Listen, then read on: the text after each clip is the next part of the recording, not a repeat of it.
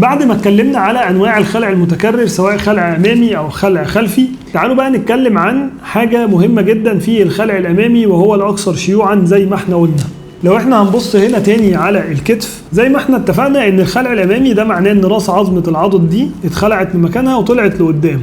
خلينا نتخيل بقى ان راس عظمه العضد دي طلعت لقدام وحصل خلع امامي لمفصل الكتف. فلو احنا جبنا العظمه بقى بتاعه راس عظمه العضد زي ما احنا شايفينها هنا، دي كده راس عظمه العضد اللي الناحيه اليمين زيها زي دي بالظبط. فراس عظمه العضد دي زي ما احنا شايفين كده لما هتتخلع ليه قدام، ده معناه ان هي هتخرج من المكان ده هتطلع قدام. فبالتالي لما راس عظمه العضد طلعت من هنا وراحت قدام، ساعتها بيحصل ان راس عظمه العضد بتخبط قدام في الحق بتاع لوح الكتف.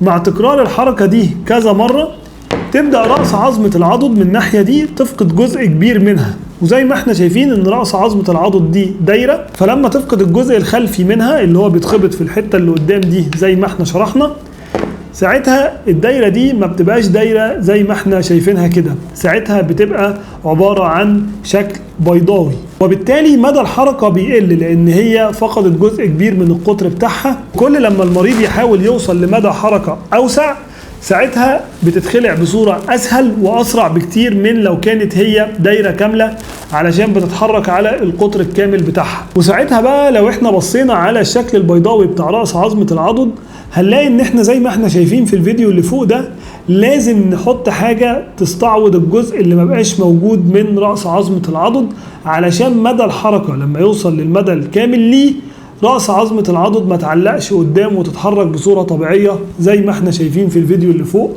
وبنحتاج حاجة إضافية، فلازم ناخد بالنا في التشخيص قبل ما ناخد قرار العملية.